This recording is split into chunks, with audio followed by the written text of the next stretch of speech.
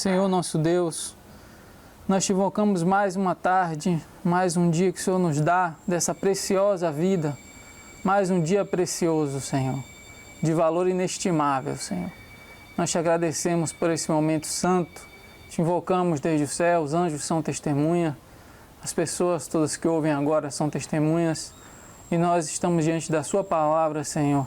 Ilumina os nossos corações, que eles não sejam corações duros, mas que os nossos corações pecadores venham se render a Ti e venham se render em amor também uns aos outros. Que assim seja, Senhor, dê sabedoria e conduza.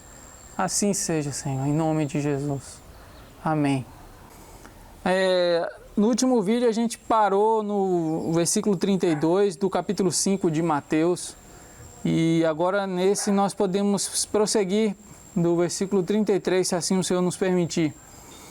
Versículo 33 do capítulo 5 de Mateus, no contexto do Sermão da Montanha, o Sermão do Monte. É o discurso de Jesus mais longo, né, e mais organizado, onde ele estabelece algumas doutrinas, alguns ensinamentos que eu considero e muitos consideram a base da fé cristã, a base do Espírito, de quem é Deus e do caráter de Deus. No versículo 33, ele vai tratar um outro assunto. Ele vem falando aqui uma série de ouviste que foi dito, vocês ouviram que foi dito assim, que foi ensinado assim. Agora eu, porém, estou revelando a vontade de Deus e a vontade de Deus é essa. E aí ele falou a respeito do ódio, do assassinato, do adultério, falou a questão do divórcio. E agora, no versículo 33, ele parte para um outro assunto que dentro daquele contexto onde ele vivia ali, das pessoas que da fé judaica ali, isso tinha um peso muito grande. Versículo 33 diz assim: vocês também ouviram o que foi dito aos antigos, não perjurarás, ou seja, não jurarás falso, mas cumprirás os teus juramentos para com o Senhor. Né? E isso vocês ouviram aos antigos, não jurarás falso, mas pelo contrário, cumprirás seus juramentos ao Senhor. Será fiel quando você jurar pelo Senhor ao Senhor. Eu, porém, vos digo, o Senhor Jesus vai fazer uma correção saudável nessa questão do juramento. Eu, porém, vos digo, não jureis em hipótese nenhuma, nem pelo céu, porque é o trono de Deus, nem pela terra, porque é o escabelo dos seus pés, o lugar onde os seus pés andam, né? Nem por Jerusalém, porque é a cidade do grande rei. Nem jures pela tua própria cabeça, porque tu não tens o poder de tornar um só cabelo preto ou branco. Seja o vosso sim, sim, e o vosso não, não. O que passa disso vem do maligno. Então, uma coisa simples, se a gente for olhar uma implicânciazinha, né, de Jesus com a questão do juramento, como é que a gente vai entender o porquê que ele implicou, entre aspas, implicou com a questão do juramento? Naquela época, baseado num texto de Levíticos, né, os judeus, eles evitavam jurar pelo nome do Senhor, porque era o nome sagrado, o nome de Deus. Então eles juravam pelo que havia de mais sagrado, né? Que não podia ser o nome de Deus, pelo respeito, mas eles juravam pelo céu, pelo trono de Deus, por Jerusalém, e às vezes a pessoa jurava até pela própria cabeça. Eu juro por mim, pela minha vida, pela minha própria cabeça, quer dizer, pela minha própria cabeça no sentido de, se eu estiver falando mentira, que eu mesmo morra. É isso que ele estava querendo dizer aqui. Os tipos de juramentos que eram constantes naquela sociedade, quando a pessoa era colocada diante de uma situação de dar um testemunho, de contar algo que aconteceu, aquela pessoa, para validar a palavra dela, ela jurava por tudo que há de mais sagrado. Está entendendo, gente? Então, o que Jesus está dizendo é: não jurem por nada. Primeiro porque digamos, uma arrogância você jurar por coisas que você não tem o poder sobre elas. Nem pelo céu, nem pelo trono de Deus. coisas sagradas, nem jurar pela sua própria cabeça, porque você não tem poder sobre a sua própria vida. Você não consegue transformar o seu cabelo nem num fio preto e nem num fio branco. Hoje em dia a gente consegue com tintura, né? Eu creio que também naquele tempo já havia alguma sociedade que já sabia tingir o cabelo, mas o que ele está querendo falar é que você não pode tornar um cabelo branco ou preto com o seu próprio poder, com a sua própria, digamos assim, autonomia, sem usar nada, né? Então, quer dizer, é muita soberba nossa jurar. E o mais importante que isso nesse assunto do jurar, e que eu quero que a gente considere e abra o coração aqui, é que o vosso falar, o nosso falar, deve ser sim, sim, não é não. Não preciso jurar, não preciso invocar Deus, não preciso invocar as coisas sagradas e colocar a minha vida. Se minha mãe debaixo do carro, o pessoal aqui fala, né? Juro por minha mãe debaixo do carro, o pessoal fala. Por quê? Mas por que as pessoas têm que jurar assim? A gente, né? Por que às vezes a gente tem... Porque das duas uma, ou a nossa palavra não tem validez, ou a nossa palavra não tem valor, nós somos pessoas que não somos de confiança, somos mentirosos, conhecidos, e aí a pessoa não confia em você, então você vai lá e jura. Você jura pela sua mãe, você jura pelo seu não sei quem. Mas por que não é suficiente dizer apenas sim ou não? O cristão, o ser humano, ele tem que ser de palavra. Se ele disse sim, é sim. E se ele disse não, é não. E isso é a verdade. E nós devemos andar na verdade, né? Lá em primeira carta de João, diz que se nós andarmos na luz, né? Como ele também está na luz, temos comunhão uns com os outros e o sangue de Jesus nos purifica de todos os pecados. O que é andar na luz? É andar em verdade, sem mentiras, sem falsidades, sem segredos vergonhosos. Devemos ter a nossa vida sim, sim e não, não. Sem termos que apelar para que a nossa palavra tenha um poder de aceitação. Não precisamos disso. Mas, diante de Deus, ter o nosso coração sempre disposto a fazer o que é certo e dizer a verdade. Isso deve ser a nossa oração e o nosso objetivo diário. Amém, gente? Versículo 38. Agora as coisas começam a ficar um pouco sérias. Mais uma de Jesus. Ouviste que foi dito. O que você aprendeu? O que sua mãe e seu pai ensinou para você em casa? O que você ouviu o que foi dito? O que você aprendeu na igreja? O que você aprendeu na escola da vida, com seus amigos, com a sua família, com a sua tradição? Eu não sei o que você aprendeu, mas aqui Jesus está dizendo o que é a vontade de Deus, do Pai que Ele veio revelar, do Pai que ninguém jamais tinha visto, mas o Filho do unigênito, o único Filho do Pai, revelou. Deus, quem é Deus? O que Deus quer de você e de mim? Aqui ele diz, versículo 38, ouviste que foi dito, olho por olho e dente por dente. É isso que você ouviu que foi dito? Eu pergunto para você, e essa pergunta volta para mim. Olho por olho, dente por dente. Se alguém te feriu no olho, ela merece o quê? Que o olho dela também seja ferido, que ela sinta a mesma dor, porque isso é justo. É assim que a gente aprendeu. Se você apanha, não vai ficar apanhado. Se alguém encrenca com você, você não pode ser bobo. Você não vai ser o besta. Se alguém quiser te fazer mal de alguma forma, quiser dar uma despertalhão, te passar para trás, você não pode ficar por baixo. Afinal de contas, como ficaria o seu ego e o meu ego se a gente simplesmente sofresse um agravo, um dano e não respondesse? Mas, versículo 39, Jesus, o Senhor Jesus, ele diz assim, eu, porém, vos digo, Não resistais, não resistam ao homem mau. Antes, pelo contrário, aquele que te fere no rosto direito, na face direita, oferece-lhe também a esquerda. Aquele que pleitear contigo, que lutar contigo, para te tomar a túnica, a roupa, deixa-lhe também o manto, mais outro pedaço de roupa.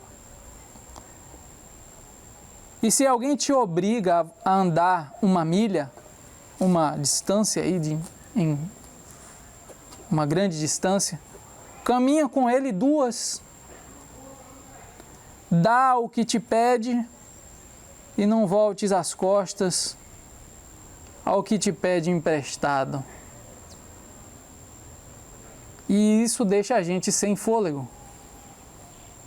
Porque aqui Jesus está nos pedindo algo grande demais. Ele está pedindo que a gente abra mão da vingança.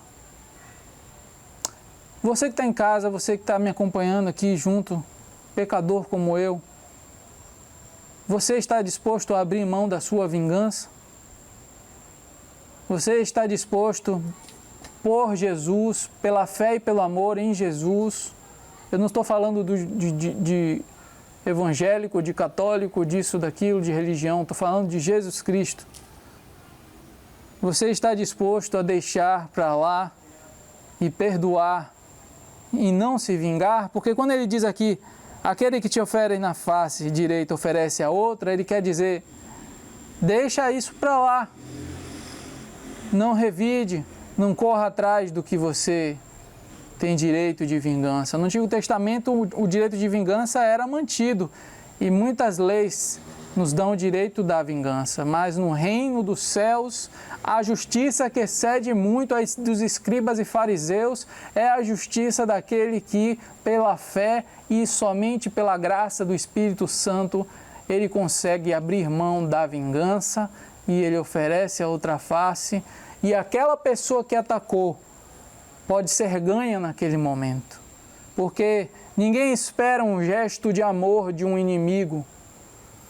Assim como nós, quando éramos inimigos de Deus, em nossos pensamentos, em nossas atitudes, não esperávamos e fomos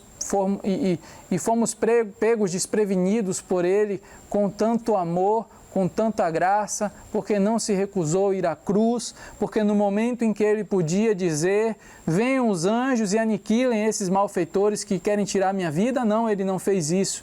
Ele disse, Pedro, guarda a espada. Se eu quisesse, eu pediria ao meu Pai, enviaria uma legião de anjos agora. Mas não, ele foi como ovelha muda, conduzido injustamente pela via dolorosa, carregando a cruz, sofrendo ultrajes, ouvindo escárnios, ouvindo palavrões, ouvindo palavras de insulto, sendo flagelado de todas as formas, sofrendo em seu corpo todo tipo de dor e a angústia em sua alma, a traição do povo que ele amava. Mas ele não abriu a boca e entregou ao Pai por você, para que você seja salvo, perdoado e livre e tenha o que é mais importante, o dom da vida eterna. E agora eu lhe pergunto, você é capaz de deixar para lá? Porque Deus foi capaz de deixar para lá. É interessante que no versículo 42, que ele está concluindo, ele diz, dá o que te pede, não volte as costas ao que te pede emprestado. É como se a gente já está sem fôlego, porque ele já nos pediu algo difícil, e aí ele ainda termina de dizer, olha, quer saber mais? Quando a pessoa te pedir uma coisa, dê. E quando ela te pedir emprestado, dê.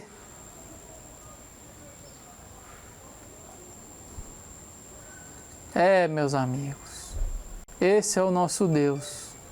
Esse somos nós diante dele. Esse é você diante dele. Esse sou eu diante dele. Olha como isso aqui nos espelha. Entendeu? Olha como isso nos mostra quem nós somos. Olha como isso mostra quem Deus é. Tá vendo? Versículo 43, ele continua, vocês ouviram o que foi dito, mas não ouviram o que foi dito. Amarás o teu próximo e odiarás o teu inimigo. Existiam escritos antigos, isso não está no Velho Testamento, mas alguns escritos antigos, havia uma tradição da região e isso era pregado por alguns na antiguidade. Amarás o teu próximo e odiarás o teu inimigo. Eu vejo isso muito claramente. Eu tenho amigos que são satanistas declarados, né? E li já alguma coisa de alguns dos seus escritores e tal, mas vejo isso muito no satanismo. Eles amam o próximo e odeiam o inimigo. Quer dizer, se o cara é meu amigo, eu faço bem para ele. Ele é meu brother. Tamo aí por que der e vier, irmão. Entendeu como é que funciona? Se você é meu aliado, não é assim que a máfia italiana funciona? Né? Ou funcionava? Quer dizer, você pode ser um mafioso e exercitar isso aqui. Você ama os que te fazem bem. Quem não faz bem, você arrebenta, entendeu? Você arrebenta. E no satanismo eles ensinam isso. Eles dizem: o cara que enche o seu saco, esse cara ele não é digno, ele merece uma punição. Mas quem fala isso, quem diz essas coisas, eu não julgo, porque é do coração do homem pecador dizer essas coisas. E o meu coração também clama pecaminosamente dessa forma várias vezes. Então, eu não vou julgá-los. Eu espero que eles compreendam em Deus o seguinte, que nós faltamos uns com os outros muitas vezes. Entendeu? E nós faltamos com Deus, que é o nosso Criador e nos deu a vida é o maior presente que nós temos, e nós faltamos muitas vezes, cometemos faltas, erros, certo? Então, se a gente não viver na base do perdão e da misericórdia, não haverá paz, entendeu? Não haverá convivência. E aí, a gente está causando e chamando um problema com Deus, entendeu? Porque se a gente for sentar, tem gente que acha que vai sentar no tribunal em frente a Deus e vai ter muito a dizer para Deus. E Deus vai ouvir ela calado. Tem gente que acha cheio de razão, né? Mas, na verdade, quando você enxerga Deus, o coração dele, a misericórdia dele, o amor dele e quem esse Deus é, você se sente envergonhado perto dele. E você tem pouco a dizer, mas ele fala muito para você. Então, muitos pensam que vão dizer muito a Deus, né? Mas naquele dia ouvirão calados. E estarão pasmos. Então diz aqui: amarás o teu próximo, odiarás os teus inimigos. Eu, porém, vos digo, assim diz o Senhor Jesus Cristo, : amai os vossos inimigos, orai pelos que vos perseguem.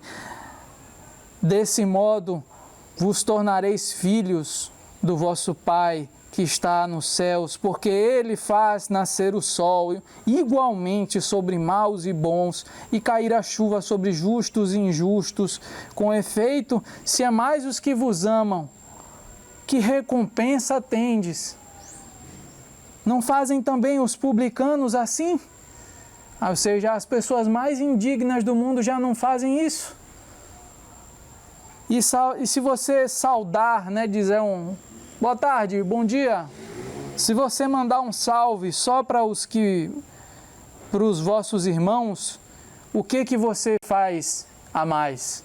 O que isso tem de mais? Disse Jesus. Não fazem também os gentios a mesma coisa? Todo mundo faz isso. Portanto, vocês devem ser perfeitos, como é perfeito o Pai que está nos céus, o vosso Pai que está nos céus. Olhe bem, vocês devem ser perfeitos.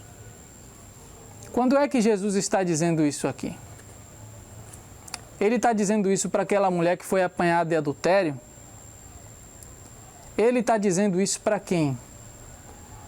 Ele está dizendo isso para o Zaqueu, aquele pecador corrupto, entendeu? Que era um um ser desprezível na sociedade, cheio de pecado, cheio de injustiças, mas que abriu seu coração. Ele disse isso para aquele ladrão na cruz, que pediu a ele para estar misericórdia dos pecados, e ele respondeu que estaria no paraíso. Não. Sabe quando que ele está dizendo? Você já sabe. Ele está dizendo: sejam perfeitos. É você, é a igreja de Jesus deve ser perfeita. Mas em que? Em quando? Quando é que ele diz? Quando ele fala em amor, em amar. Sejam perfeitos em amar. Em amar. Entende? Isso é ser perfeito. É você ser capaz de amar. Porque Deus, Ele ama todos igualmente. Entendeu? E faz com que venha o sol, a chuva, as boas sensações, os bons relacionamentos, as lindas histórias de vidas sobre todo o mundo, até sobre homens perversos. Deus tem misericórdia. E tem muita misericórdia. E deixa com que a pessoa, às vezes, mesmo passando gente para trás, deixam que pessoas que poderiam receber punições, como já aconteceu comigo, poderia ter sido punido por Deus, mas não fui perdoado. Entendeu? Então Deus ele pede que a gente seja do mesmo jeito, tenha paz com os outros, que não sejamos da guerra, que não sejamos dos que se vingam, que não sejamos dos que amam somente os que nos amam, mas não, amemos também aquele que não nos ama. Surpreenda o mal com o bem. Surpreenda o mal com o bem. Hoje, vençam o mal com o bem. Sabe quando que o espírito do diabo é derrotado? Quando o espírito do amor de Cristo enche os corações, as casas, as famílias, as comunidades, sejam nos momentos de oração, mas sejam também nos momentos de alegria, em família, na boemia, no curtir da vida, do bem viver, no bem-estar, mas sim o amor de Cristo cheio do perdão, da misericórdia, do caráter dele, mansos, humildes, fáceis, rápidos a reconhecer seus erros. Que Deus nos faça assim. E assim, por hoje eu queria encerrar, pedindo que Deus nos faça assim. Quando a gente lê o Sermão da Montanha, não receba isso como um alcorão para a sua vida. Essa é a palavra de Deus. Sim, ela é as palavras de Jesus Cristo. E essas são as palavras de vida eterna. Então receba elas e que essas palavras te levem a Deus. E Deus está de braços abertos para perdoar agora, em nome de Jesus. Deus te abençoe, né? Se inscreve aí no canal, deixa um like aí se você quiser que essa mensagem chegue mais longe. E é isso, não para me promover. Mas se você acha que essa palavra pode abençoar alguém, então um ok, um like, um compartilha, uma inscrição, isso pode abençoar também. Mas siga o que o Espírito de Deus mandar ao seu coração. Fique em paz e até a próxima. Valeu!